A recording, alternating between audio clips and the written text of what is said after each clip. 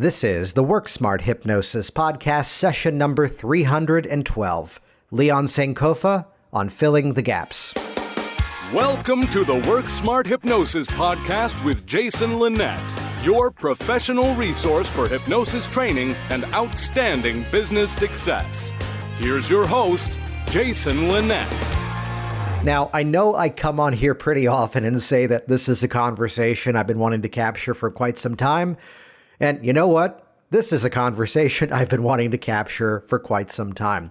I first met Leon Sankofa a number of years ago just by interacting at different conferences and keeping up in terms of email and getting to know him, first of all, as someone who was first and foremost actually, in part of the origin story you're about to hear, a social worker, but then hearing the ways that here was a passion about hypnosis. And I'll tell you specifically, one of the things that we end up talking about in this conversation is just the nature of how we present it to other people. You go first. You heard that theme when I had Dr. Wes Rocky on the program a couple of weeks ago with improvisational healing. The whole mindset that the way that you present something is how it's often received. So in a very smooth, confident conversation, talking about different modalities of therapy from his background and just simply folding in methods of hypnosis and NLP. So that how do we make hypnosis not weird to people that we're introducing it to? Stop assuming it's weird. A quick story here. Person's going through my class a number of years ago. This was a training back when we would do it over the course of multiple weekends. And kind of almost like how we do Work Smart Hypnosis Live now in the course of multiple evenings spread out over several weeks. To say it politely, in every training, there's like usually that one or two people that from the start just kind of set themselves apart and just clearly this person has found their calling. This person is ready to jump in. And it's not even the fact that they've maybe done something before. They just kind of get it. And you maybe been that person yourself, otherwise you wouldn't be listening to me right now. So to say it simply, the one rock star student in one of my training events years ago suddenly comes in, it's the next weekend, and I mean, she just looks like someone's rolled her over with a steamroller, and metaphorically, and she goes, my family says I shouldn't be doing this, they're concerned about it, maybe I should call it something else, and my only response was, it's not what your family members are saying, it's that you're agreeing with them. Become the biggest advocate. You're sitting in a space called Virginia Hypnosis, which I called it that because I worked from the assumption that people in Virginia wanted to do hypnosis. Which, back to this conversation with Leon, I did my best to not nerd out and get into local references, but as you'll hear, one of his practices, he has 5 of them now, one of his practices is actually right around the corner from where my grandparents used to live, in the furniture store my grandfather worked at right when they moved from the Bronx in New York down to Portsmouth, Virginia. That's a whole other story, by the way. But looking at building a local offering, and there's some key takeaways inside of this conversation, which, yes, we'll talk about methods of change in terms of hypnosis and NLP. What I really want you to hear from Leon is this mindset of not going into an interaction with the idea of your hands up, that you're looking to receive something, but instead, almost as if with the hands down, that we're always giving. So this mindset that as a trainer himself, as a practitioner, and this reframe as a businessman who has a skill set, by putting that focus, that emphasis elsewhere inside of what we do, that's what then allows us to do the work that we are the most passionate at. And yes, along the way, build a thriving business that supports itself and enriches the lives of many others, the people who work for us, the people who hire us for our services. So this whole enterprise mindset you're going to hear in this conversation, this is phenomenal. You're going to be inspired. And even hearing where things are going great, and yet here's a retreat center, here's foster care work he's getting into as well. Just a truly inspirational conversation. I reference in this chat a recent TV appearance on local TV station down in the Hampton Roads, Virginia Beach area. We'll link to that over in the show notes at worksmarthypnosis.com. And I'll tell you, I do wish I was recording when we turned off at the end of this, because we got into a chat about something he's heard me say in the business training community that Leon's also a part of. This mindset that in the 21st century, you are a media company first that happens to provide products and services. And he fed this right back to me. He goes, as soon as he heard that, something clicked. And here it was no longer the model of knocking on doors, introducing, dropping off pins and brochures. It was instead, I'm a social media company that offers this service.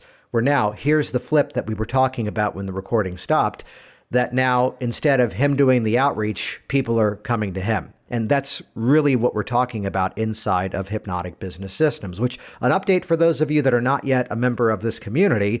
We've kind of remodeled some of the program stuff inside of that now it's all about showing you what to do, teaching you step by step how to do it. But I've gone in and put some upgrades because now I'm also giving you some of the assets to get started even faster. Some done for you marketing campaigns, tutorials of videos, some images you can use on your website. It's all about helping you to make these changes faster and easier, which you could go to hypnoticbusinesssystems.com and check that out.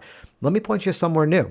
Head over to jasonwebinar.com. If you go to jasonwebinar.com, that's a fancy redirect, so it's easy to find. jasonwebinar.com will give you access to an on-demand presentation, a free online workshop, 6 steps to a 6-figure hypnosis business. Now, as soon as you schedule time to watch that presentation, make sure you've blocked a good 45 minutes, which is a little bit longer than what I normally do on the web in terms of a free online class. But here's again what's different. It's not just telling you the things to do. You're going to leave that presentation with a few specific steps of exactly how to produce better videos, how to use the language of your client, and I've made that available to you for free at jasonwebinar.com. As we talk about improving our skills as hypnotists, we've got the next Work Smart Hypnosis live and online training event coming up very soon. The one kicking off in April, if you're listening to this in February 2021 as this launches, bringing once again in Richard Nongard in as a guest instructor for this. Every time we've done this, we've sold it out, so check that out, worksmarthypnosislive.com. Again, we've upgraded everything. Go watch the new video at the top of worksmarthypnosislive.com. You're going to see even more as to who the event is for, because as a preview, about half of the audience are brand new to hypnosis. And then again, the other half of the audience tend to be people who are well-trained and perhaps already working professionally, but hey, look at the symbiotic nature of the synchronicity, as it were, because it's all about helping to fill in the gaps. Thanks, Leon. I've been saying that for the last couple of weeks, and you used it too, and we called that the title. So a couple of free resources to check out, jasonwebinar.com for that business workshop. And again, head over to worksmarthypnosislive.com to learn more about the next live and online training. Whether you're already working, whether you're brand new, check that out. Love to have you there. And with that, let's jump directly into this outstanding conversation. Here we go, episode number 312. The man who's moving up to Virginia, Northern Virginia, as I'm leaving. Here we go, Leon Sankofa on filling the gaps. Well, I actually started off in the School of Business at Norfolk State University, and after going through a semester and a half of the School of Business, I was really bored with it because at that level, I had been raised in a family business, and many things that they were teaching at that level were things that I had known before I was 12 and 13 years old, like how to figure out how to get what the profit margin is and customer service and a lot of those things I'd already known. I was like, is this where this thing is going? Yeah. What was the family business? We had a grocery store. So it was I was either raised in the front of a grocery store or the back of a kitchen. So it was a restaurant or a grocery store. And that's been my life, raised around my father all the time in our business. And that's kind of, so my mission in life was to rise up and take over the family business and take it to the next level. And I thought that was my mission in life. Yeah, which I'm from originally right around where you live. Where was this at the time? This is Newport News, Virginia. Yeah, nice, which is where I went to college for a bunch of years. So then I love that story, though, of getting kind of frustrated with the state of business. So then where did that transition occur out of that? Well, I was also a young father going through college, so I knew that I had to maintain sustainable income to continue to support this young child that I was raising. Mm-hmm. So I knew I had to go back to school because jobs that were being offered, I left for a year and a half. So, but jobs that were being offered weren't the kind of jobs that I felt that bring me the kind of income or the hours that I could actually work. Those jobs offered me stinky hours, Mm-hmm. So I went back to school. I didn't want to go back into school of business, but yet I felt like I had learned a lot about business and had a great understanding of, small business entrepreneurship that I could elevate. So I didn't want to lose that. I had a psychology class, interestingly enough, at Christopher Newport Yeah. University, where you were. And I told the professor, I love this stuff, man. I love this stuff. The mind is so deep. And I said, but I don't want to lose what I learned, what I know and understand about business. And he just shared there was something called organizational psychology, industrial and organizational psychology. He said you will be able to kind of go there, work in business, understand business climate, and you can still kind of branch off and learn this psychology thing. And it was a perfect match for me. But at Norfolk State, I met another guy who was saying, man, it's this thing called social work, man. You can basically do everything with the master's degree. You don't have to wait till you get your doctorate. And you can work in industry, everything. And I was like, really? So I ended up looking into it. I got accepted at Virginia Commonwealth University in the School of Social Work, which at the time was in the top 5 social work programs in the country. Oh, excellent. So I went to VCU and had a great time. So that's how I parlayed into social work. Somewhere after that, I started working, in the field as a counselor, beginning counselor and a therapist. Eventually, opportunities came around where I could not just, because I had this business mind, everywhere I went, I was trained that you go there, you understand it, and you learn how to build it for yourself. And that's exactly what I did. After I realized the mechanics of what's happening here, I figured out how to develop, organize, and create my own business. And I started a private practice. I actually started a private practice in 2001 and began working with grants, did mediation services for a very long time, which is really great. A great avenue, by the way, for hypnosis people, get certified in mediation. Yeah. Could you talk a bit more about that? When you say mediation, like from the outside perspective, how would you describe exactly what that is? Well, mediation, first of all, anyone could do mediation. Lawyers do it, but anyone can do mediation. But the courts will pay you to do it if you get certified by an approved court locality. So the Supreme Court of Virginia offers a training and a certification or they endorse certain localities to get you the certification. And once you get it, it's a week.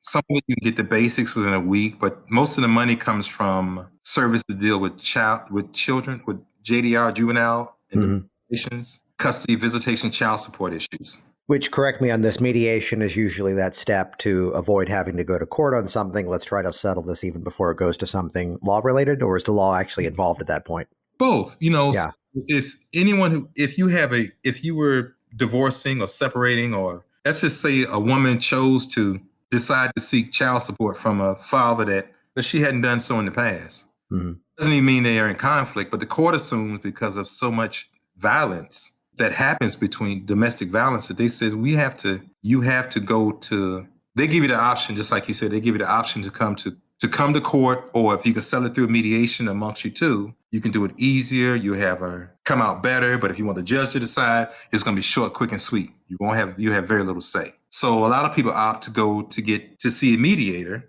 and that cuts down on the court time. So the judge loves it because now, let's say if someone went to court, that agreement will come to the judge before their court date, because you still have a court date. The agreement will come to the judge, and the judge just signs off and approves the agreement and signs it as an order. It signs it as an order, and you get that part right. He signs it into law and order. That means you're going to abide by these rules, and everything is done. And so there's a training for it. There's also federal mediation, and that's really fancy to get into. But there's a sweet spot there to start working with clients who have behavior problems, all kinds of problems that people have in behavioral health that psychology and hypnosis could really resolve. It's a simple training.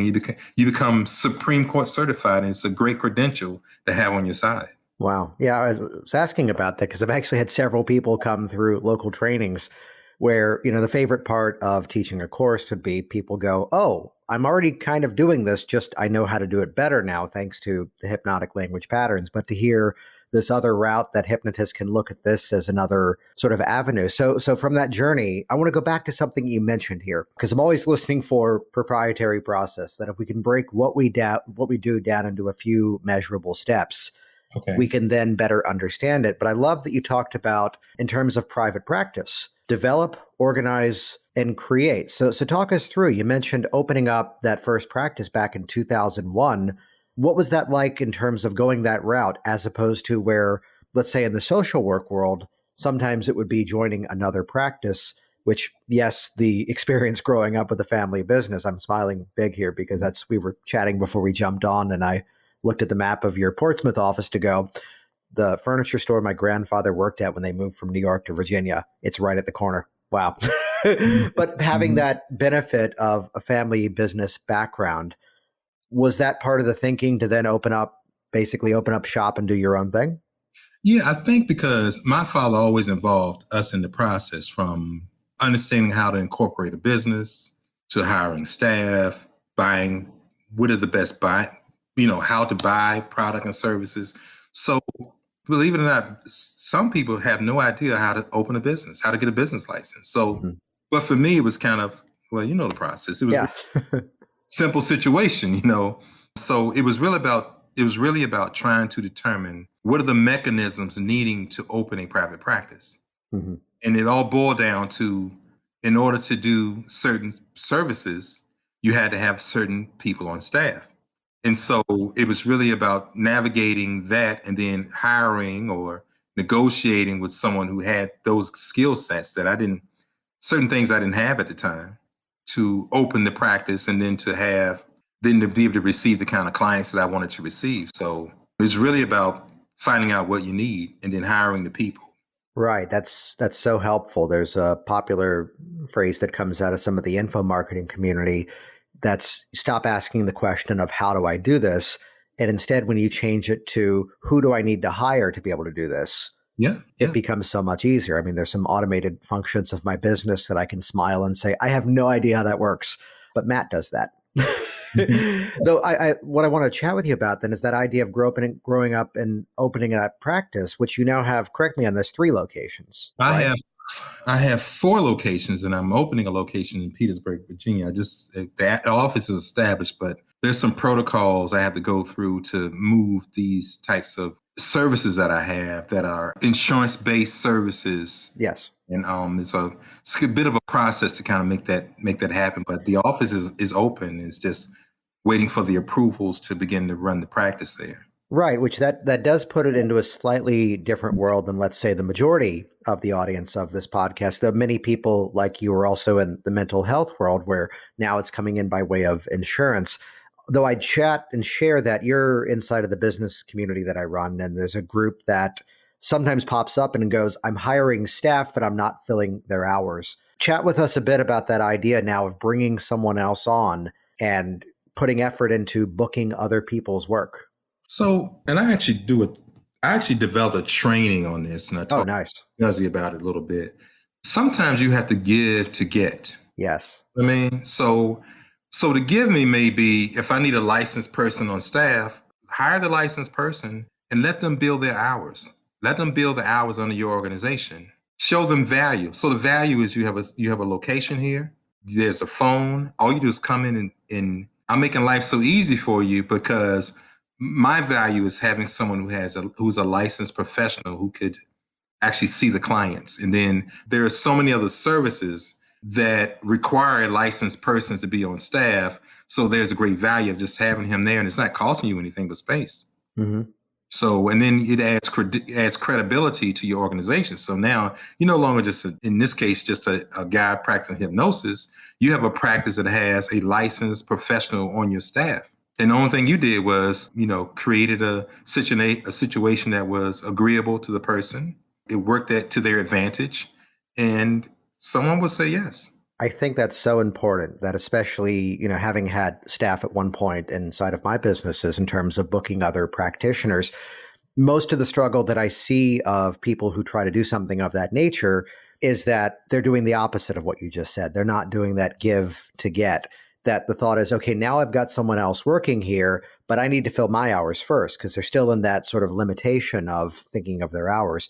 What I did at one point, and this was a motivational strategy, was to say, okay, no matter how many people I book into your schedule each day, I'm paying you for this many appointments, whether I book you that many or not, which suddenly meant I had to fill that time, which by having that sort of fire lit under me, we made that happen. But to think in terms of how we can provide better value, or even so, as you've mentioned with the licensing, here's this person's specific specialty. This is why they may have seen you, in some media. You did a great thing recently on the local CBS network there in Virginia. But that may be that entry point. But now you, as the director of that practice, can go, you're going to work with this person because this is what they do. Yeah, it's all about adding value. And so many people try to figure out how to grow independently. They think about their own personal wealth, and they don't realize sometimes you have to give a little. You have to sometimes, instead of going with your hands kind of the palms up as if you're looking for something, go in with your hand with the palms down as if you're handing somebody, but both people can gain. So what I initially did with my practice was I created an office. I had a building. I still work at the school full time, and I offered a guy a position in my location. And my goal was to create outpatient therapy clients for him. And what this also did was it opened me up to market to the general public in a way that I could not have, at the time, where I just barely had a master's degree. And he said this was a seasoned person, had all the license, they had all the credentials, they were already insured with most major insurance companies, and they were with another company. And all I said was, hey, if you come here part-time, all the revenue that you create would be yours. Mm-hmm. They set up for you. And they came over, they did it, it was great. Eventually they left where they were, started operating their private practice full-time inside of my office. And then there are some Medicaid-based services that really pay well. I have well over 40 employees at this time. Excellent. So congrats on that. So thank you. So when I started doing these other types of Medicaid-based services and these other insurance-based services, I had the people in place. I've been doing that since 2001. Yeah, excellent. Which during this time, you're still seeing people, but you're operating in that role of now from that managerial perspective, building a resource, a solution, giving something back to that community while also still doing the work yourself. So I'm curious to ask, first of all, inside of this, is there a specific specialty that you found yourself falling into, something that you had more passion around? Well, I mean, I just really, really like helping people, but importantly, I liked filling in the gaps. And as social workers, our programs sort of, one of their key things is to train you to, one, is to advocate, and two, is to fill in the gaps. So if you find a void where a service is needed, you should fill that void with some type of service that you can create. So I was writing grants. The grants were my fillers. I was writing grants, mediation services, and mediation services was bringing in my primary revenue for a long time. I had 3 cities. You contract by the city, by the court. So I had three courts. By the way, the Chesapeake court was a court that was, throwing me 10, 20 referrals at a time. And so that's $100 a referral. That's guaranteed, already paid for. So that along with my regular job allowed me to bring on staff, pay for those things, and then begin to kind of create programs. So programs I was creating I was doing group work, doing anger management in schools. I was doing all types of group work. You name the group, we can create it. Domestic violence, you name it, we did it. And then at some point, we were licensed by the state to provide other Medicaid-based services. And then my business sort of grew, like 2008, 2009, the business kind of grew. And where here I was providing therapy and counseling and training staff and training counselors up until this very day. And it just sort of grew by then. Because I have a location in Danville, location in Petersburg. I've been back and forth to Northern Virginia. And by the way, I'm building a home out in that area, Caroline County, and we're on 78 acres of land, and we're creating a retreat center, sort of a pet project of mine. Oh, that's amazing. That's in a beautiful area down there too. So then along this journey, when did hypnosis show up inside of that? Okay, so, right out of graduate school, 1996, I decided I was really ready for love. Really. I mean, I think that I never knew love from a sense where I was really wanted to be emotionally all in, all there, just really ready to grow my life in a different way. And so I took a risk. I met a beautiful young lady and fell in love, and we had a great time. And then it all fell apart. And so I was working on my doctorate degree at the time. Just got a full-time job. A good friend of mine wanted to open a restaurant. And as you know, I knew that so well. I thought I bit off more than I could chew. But in the end, the relationship was what I really desired to have. Never fully felt like I had one in a real long time in a way that I desired it. And my heart got broken. And so the thing is, I broke up with her. And in this breakup, I got bent out of shape. And I realized it affected my ability to kind of fully function with the work that I do. It's hard to sit in front of another client and hear their problems when my head is in space somewhere. So I essentially had to pull it all together. But when I looked deep into it, it took me maybe 2 years to really date somebody again. And it took me ultimately, it took me 4 years where I reached a point where I was saying, you know what? I wasn't thinking about, I'm going to go there because I think she's going to be there, or I think her family or someone I know that knew us together were there, or I'm not going to go there because, there were these passive controls, you know what I mean? Right, yeah. And so these associations, these what we'd almost call anchors now. Yeah. So I at some point, when I looking back, it was like, wow, it took me about 4 years to fully be out of that thing. And so I went to a hypnosis show in Virginia Beach, and I saw this guy. What was his name? I thought he was off the chain. Virginia Beach. Was it Jay Medicine Hat? Jay Medicine Hat. Yep. He was off the chain. And I said, wow. And I looked at these people and I said, this is real. I knew about hypnosis. So we were in my practice and my training, we were always doing something, but they didn't call it hypnosis. There was always these processes that involved part of that, but it was never called that. And so when I saw Jay Medicine Hat, I said, man, you mean to tell me I could have gotten over that funk I was in like a day, a session, if I had known this? And so I decided from that day that I was going to find out how to do it and become the best at it as I can be, and just really dig in deep, because people don't need to have long suffering. And I met some really wonderful people on the journey of relationships, but could not commit or feel fully focused or be the person that they probably wanted me to be. And I wanted to be in that relationship during that 4-year journey, simply because my head wasn't in the right space for that kind of relationship. And I knew I met some really great people, but what could I do? I want to go inside of that moment because there's a personal reason behind what I'm about to ask you.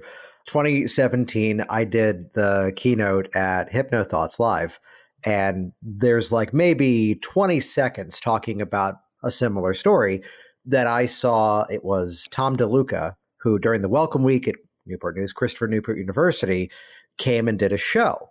And how that was fascinating to me, and it made me go, I want to learn as much as I could. And someone who's, I'd say as a friend, someone who's been on this podcast, I think at least twice now, came up, and it was this weird exchange about, well, your presentation had a presupposition that stage hypnosis is good. And I think it's what's horrible for the industry. And I just want to call this out. Correct me on this. Jay didn't necessarily do a clean show, did he, back then? Oh, no. Oh, yeah. Which sadly, I've only ever seen video of the man. I met him once, and then he passed away, sadly, a few years ago. But a bit of a questionable show for a late night comedy club audience.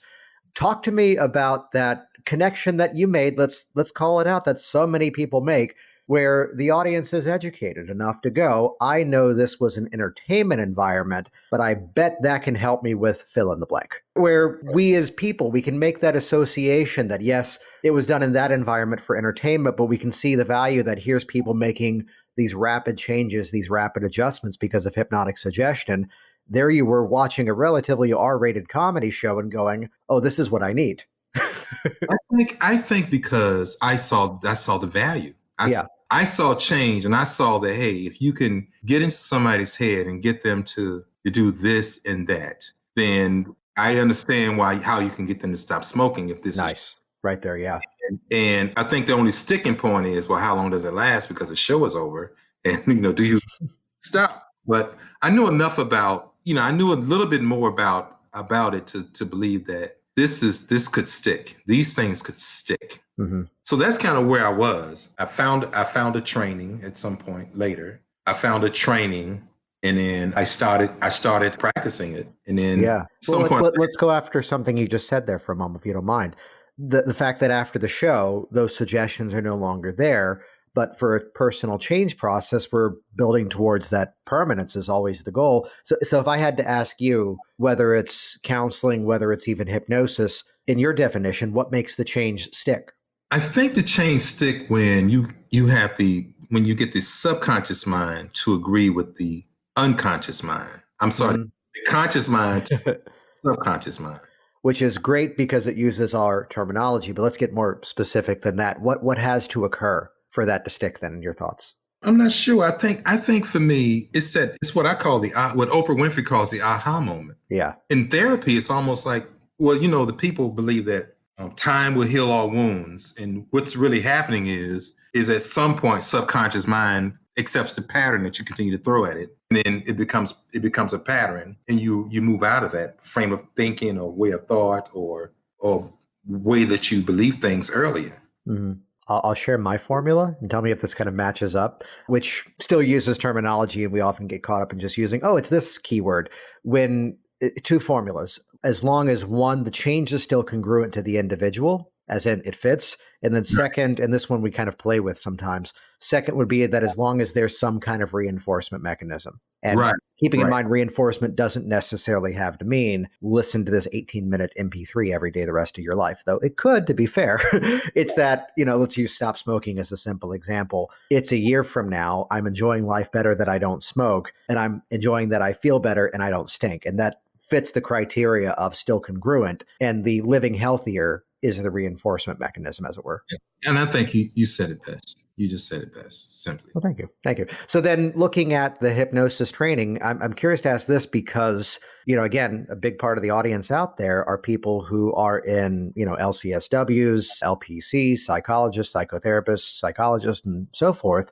And looking at how we can start to integrate hypnosis in, how does that nowadays fit into the model of how you're working with people? I think for me, it fits well, but I have a little more leverage than some people because I run the practice. So Mhm. my income doesn't depend on how many people I see. Yes. My income depends on how many people the staff sees. So I can pick and choose, and I don't have to spend a lot of time trying to find clients in that sense for me. I have to find clients for the agency. Right. But in terms of the model, I noticed that some therapists are so afraid of the taboo part of what's been said about it historically. I think that others are afraid that they'll lose clients because if I saw the issues in these 18 weeks, 18 to 20 weeks, that's revenue I could be getting that I may not get. So why I don't want to go down that path. And then there's this assumption that insurance will not pay for it when there are quite a few that does. Optima does, Aetna does. There are a few insurances that do pay for it.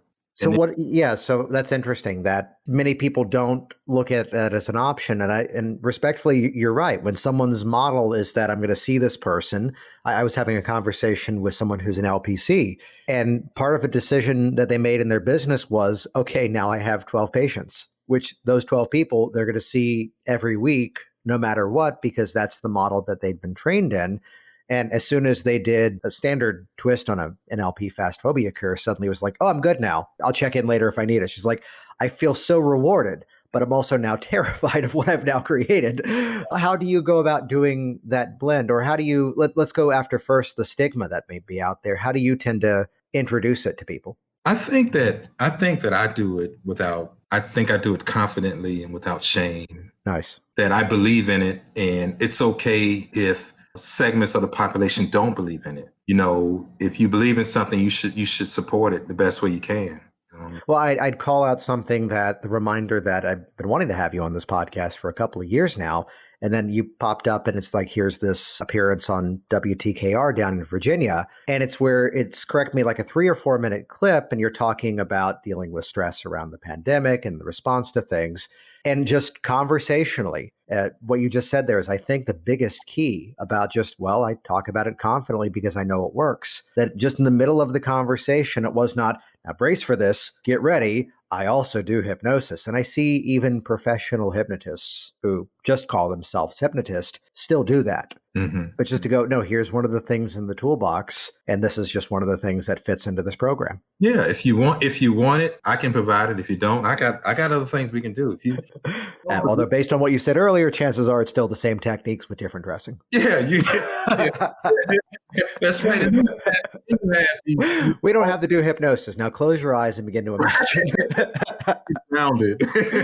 And that's what a lot of these people have done is they've taken the framework of hypnosis and put them into other areas, changed the name around, called it something else, RTT, RRT, EMDR, EFT, mindfulness, all these other things that really at the end of the day, it's the hypnosis of that process that you're doing. It's what's causing the client the change. Yeah, I'm smiling because I had Chris Lemig on the program last week in terms of the release of this, and he tells the story in that episode number 311 about coming out of the time frame of, the typical thing being a Tibetan Buddhist monk over in India, Right. and coming back to the States and deciding to learn hypnosis, and all of a sudden here's mindfulness. All of a sudden here's being in the present. And it was a nice moment of, oh.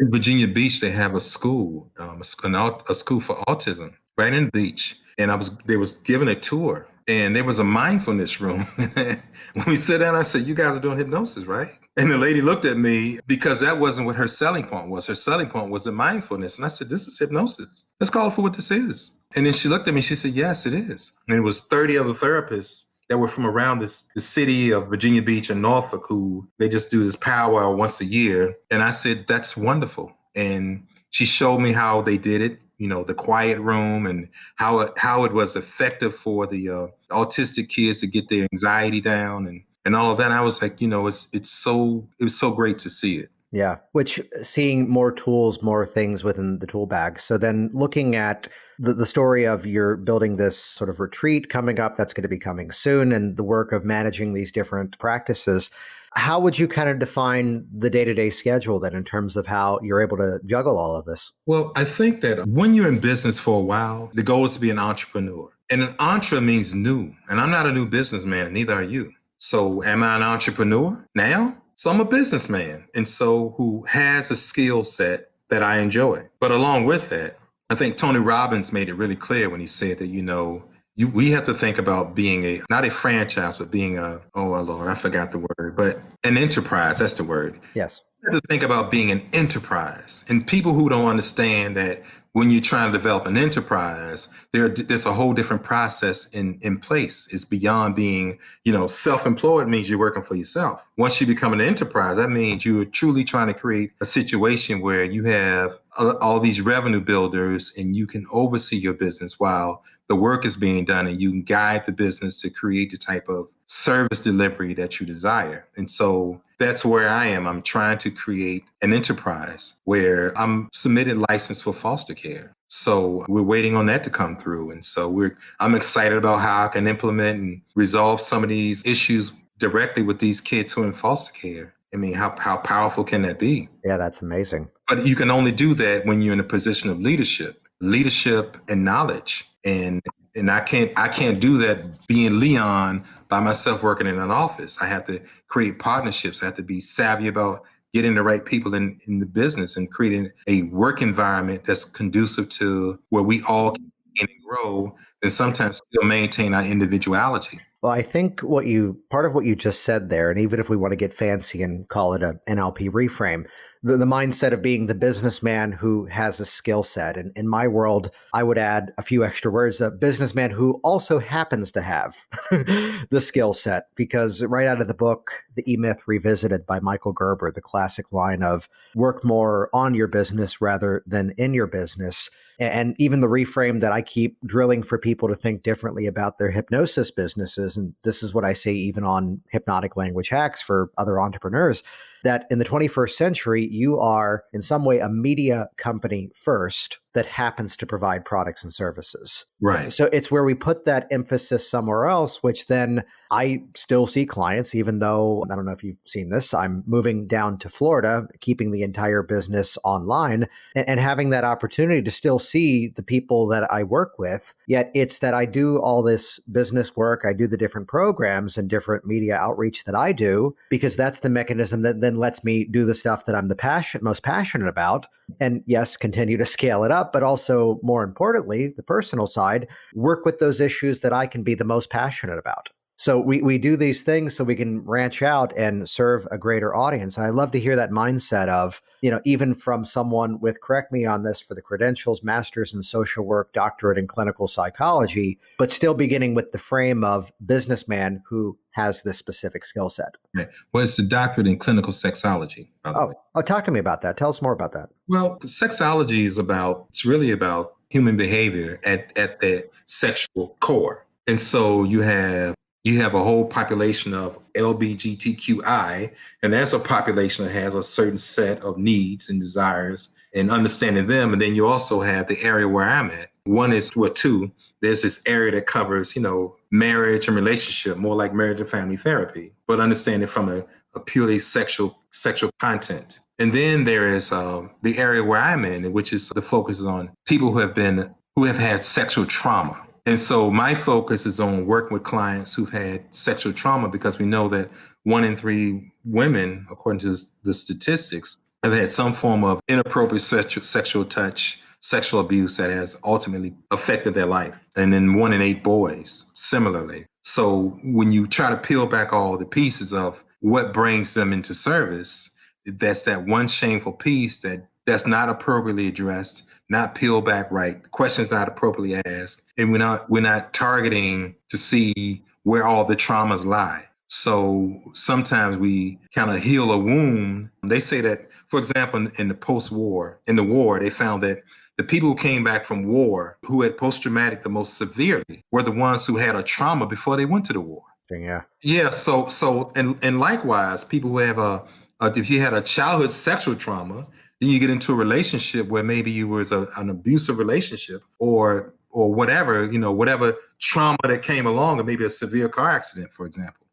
Whatever brought on the trauma, you witnessed a murder or death, or you lost a family member that was traumatic to you. That's layered onto that sexual trauma. So your body remembers the trauma. It doesn't think about what brought the trauma. Your body just remembers the trauma, and it creates these really tough layers to get past. So my desire to learn about how to work with clients who had sexual trauma led me to that narrow focus of looking at the doctorate in clinical sexology. Fascinating. Yeah.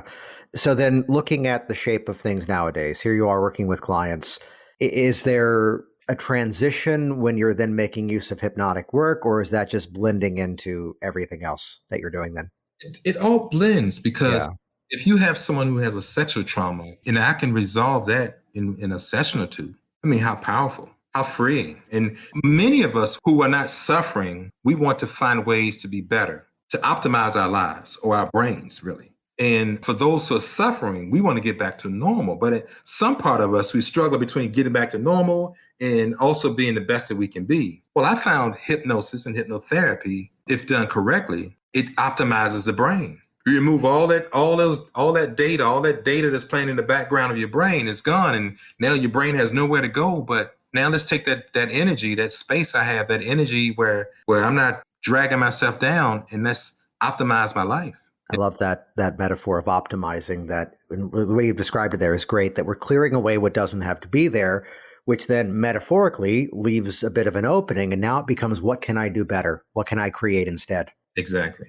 Yeah. And it seems to me that when you look at all the therapeutic processes, there is only one that I know of that really works well with how do you become a better athlete? How do you run faster?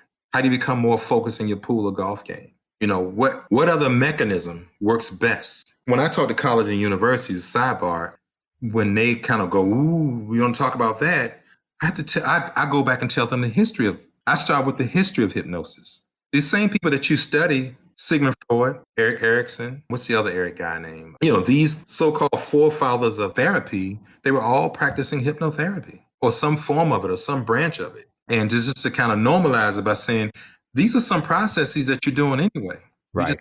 You're using a small part of it. And in my opinion, you're using the longest route to get the client to where they need to be. This has been fantastic, especially in terms of a mindset of giving back to our community, a way of looking at personal change and how we could rapidly help to resolve things, as well as some just really phenomenal business acumen of looking at how it is we can, create better solutions, better options for people. Leon, how can people best get in contact with you? They can go to my website. It's familyyouthfoundations.com. They can go to my Instagram, which is, Leon Sankofa. They can just call the office at 757-380-0385. Yes, 757. This has been great having you on, and we'll link also in the show notes at worksmarthypnosis.com to the links you've referenced, plus the TV clip that I mentioned too. Before we wrap it up, any final thoughts for the listeners out there? This has just been, it's always such a learning experience to sit and talk with you, Jason, that my final thoughts would be that people should continue to listen to your show. Oh, thank you for that. Good chatting with you. Thanks for coming on. Thank you. All righty. Jason Linett here once again, and as always, thank you so much for interacting with this program, for using it as an ongoing resource in further enriching your hypnotic profession out there. Check out the show notes at worksmarthypnosis.com. That's where you can see how to connect with Leon. You can then link off of that page to see the TV clip that I was talking about inside of this conversation. And plus, check out the new free online workshop, 6 Steps to a Six-Figure Hypnosis Business. Give you an easier way to find that. Go to jasonwebinar.com. I've been owning that for years. We just redirected it. jasonwebinar.com. That'll bring you over to that on-demand presentation. And for those of you looking to empower your skills as a practitioner, check us out at the next WorkSmartHypnosisLive.com event. If you're listening to this in time, the event kicking off in April 2021 is both myself and Richard Nongard. 2 instructors for the price of 1. A whole bunch of resources and giving you the skills to work interactively, and plus from Richard's background, an evidence-based approach to change. Awesome stuff that's going to help you to grow your practice, grow your skills, and help more people, and yes, indeed, fill in the gaps that it's time to fill in. I'm Jason. Thanks for listening. We've got 2 more episodes as I'm still in Virginia, though recording a bunch of them before we head out, so stay tuned. We've got amazing conversations coming your way. See you soon. Stay safe out there. Thanks for listening to the Work Smart Hypnosis podcast at WorkSmartHypnosis.com.